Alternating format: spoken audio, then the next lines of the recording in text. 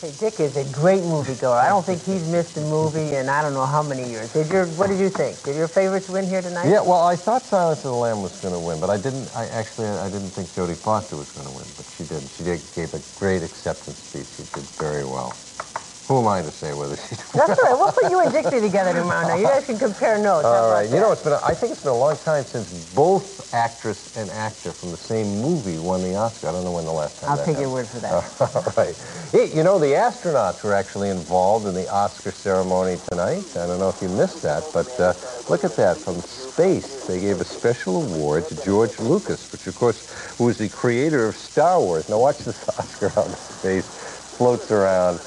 Look at that. He was very happy to get that award. That's very unusual to get a floating Oscar. That was one of the highlights of the ceremonies tonight. Look at that. From outer space. They were circling around the Earth for the 105th time when they recorded that earlier today. All right, what do we have tonight? Right now we have temperature 45 degrees in Boston. The high yesterday was 57, and we had a lot of rain in the area, and there could be some wet snow in the higher terrain of Worcester County later on this morning. It could coat the ground there, but I don't expect any snow in the Boston area, although it is going to be certainly on the soggy side when you wake up. The radar loop does show some of that sogginess, and here it is, and we're sort of on the northern edge here in southern New England. I don't think much of northern New England is going to see much rain or snow, just kind of slipping up to maybe Concord, New Hampshire, south with a little light snow there later on tonight and early tomorrow morning. Meanwhile, we look at the map and we see what's going on. There's a storm in northern Virginia, and that's going to move eastward, and that's going to keep us rather dismal when you wake up in the morning and through about noontime, and then gradually things will improve after that. So the morning commute does show temperatures about 36 to 40 in the Boston area. It's going to be raining up through Portsmouth area.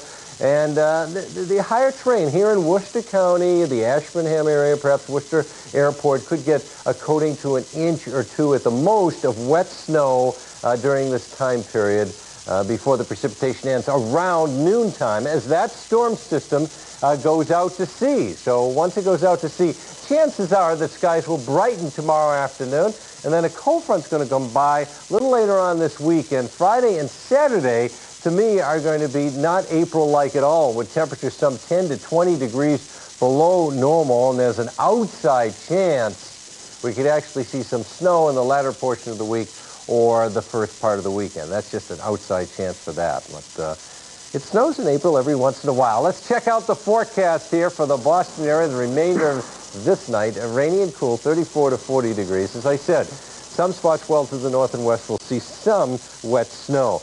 And then morning rain tomorrow, brightening skies by middle late afternoon. Temperatures in the 40s, and then partly cloudy tomorrow night, 28 to 34. And on Wednesday, mainly cloudy, although a little sun could shine for a while. And there's a few showers possible in the afternoon, 44 to 50 degrees. So there you have it. Okay, Dick.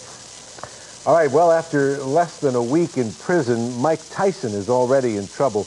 The Indiana Corrections Department says the former heavyweight champion has violated a rule against giving anything of value to other inmates. Apparently, Tyson has been signing autographs for his fellow inmates. Iron Mike is also trying to lose some weight while he's in jail. Officials say he has not eaten any food in 5 days. Tyson has refused to take an educational assessment test. He is serving a 6-year sentence for rape.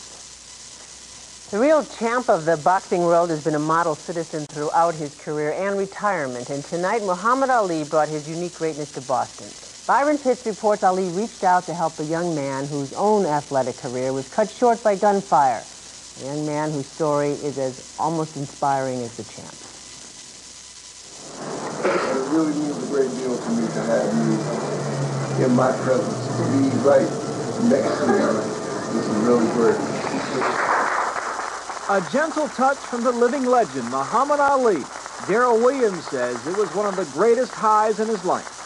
I'm pretty overwhelmed by the whole situation, mainly because Muhammad Ali was one of the first people who had sent me a get well letter when I was first injured back in '79. September 28th, 1979. Darrell wasn't just injured, he was nearly killed.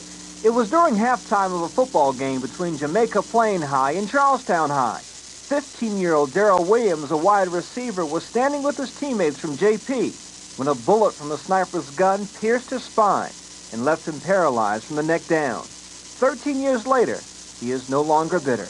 None at all.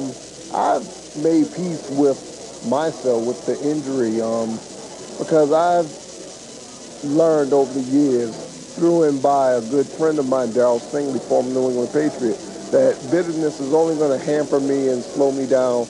Last year, when State Treasurer Joe Malone took office, he gave Darrell a job on staff and arranged for him to get a specially equipped van. Tonight's reception was a fundraiser to pay for the van and a new voice-activated computer system Darrell can use at home and at work.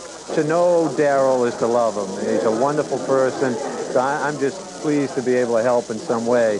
And then for someone like Muhammad Ali to agree to help out really was the frosting of the cake. Darrell plans to enroll in Northeastern in the fall. Finishing college, he says, is a lifelong dream. Tonight, thanks to a man many call the greatest, another of Darrell's dreams has already come true. In Boston, Byron Pitts, Newscenter 5 tonight. Story. And still to come, butter up some popcorn, Barnacle and Bud Noy go to the movies. But first, the NHL players decide to put their strike on ice for a bit. Mike Lynch next with sports.